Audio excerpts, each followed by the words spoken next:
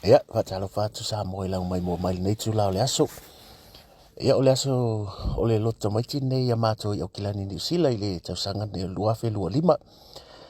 Ia o le a whailau tau loto, ai usi mai alau whaafonga. O le tausanga i lua fe lua tolu sa au malanga i sa moa pe ona tau sila sila atu le video nei. Ia o se mafu anga wa lai ona o mana o e te tu atu i lunga. Ia ua toi taulo mafu fau ona o le au te whainga aluenga. Ile sa ia ai a toi toma natu i upuna la lafo mai a i tātou nei o lo ala lampapa au i fafo. Ia o se si u leo e le talia ngofie, e le mata ngofie, e le longo maalia i le whaafonga i tātou nei o lo ala lampapa au i atunu i fafo.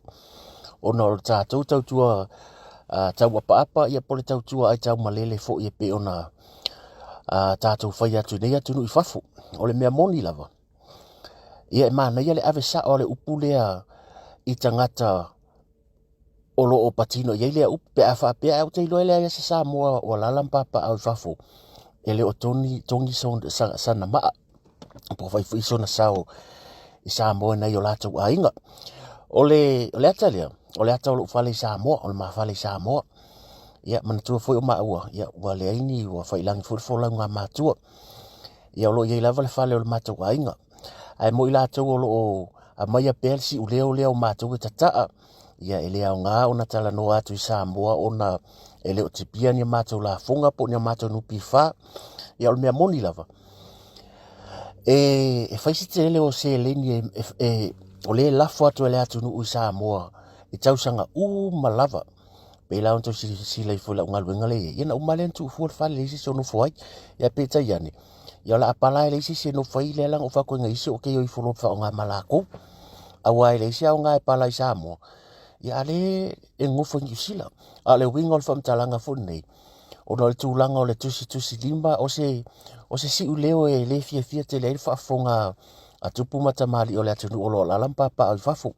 Ia le ala fulana le wa awai e le fa pe o la fo atu tupe na vatu le fa arifu le kupe.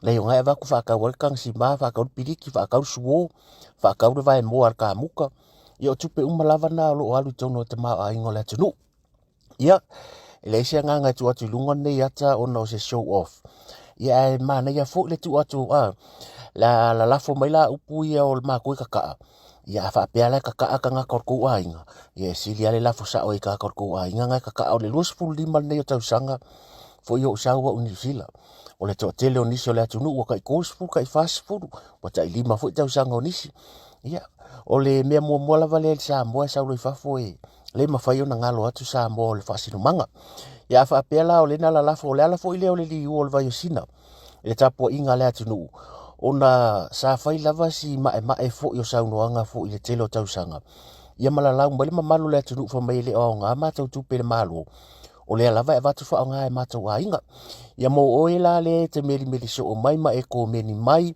ma e fa mai awal ke le ku kala le se ia nga wa sile fo ia ia ele ka ala ele ya le faile tala nga ka nga ka pe fa pe o ko a inga ka ai fafu a ma to to te lo malo le tunu ia e fai fale sa mo nga ka luka ai ngu fo fafu nga fo wa ma tu lava a inga nisi ia fa pe nga fa ngor so fuanga ai le fa pe o le o ka ko ai nga le manku ku inga sunga la vei fu le o ma ave le fu i fam talanga o te lo le i vas fu i va pasene o Samoa o lo ala papa au fafu ia le ia se lo tongi atu se ta la Samoa ia wala tina ena o la tunu ia se kala pupu le nge yaso ila so lo kamaiki ia e nga fu ngai video nge ke wa le wa o tele o live le wailunga ia fa maka pe Facebook ia mangel pu e video matu urunga le YouTube ia fai fo ima e nga fo le ko reminiscing ia po ko kilo fo tu sa valinga ia e loi fo ia le alu tau sanga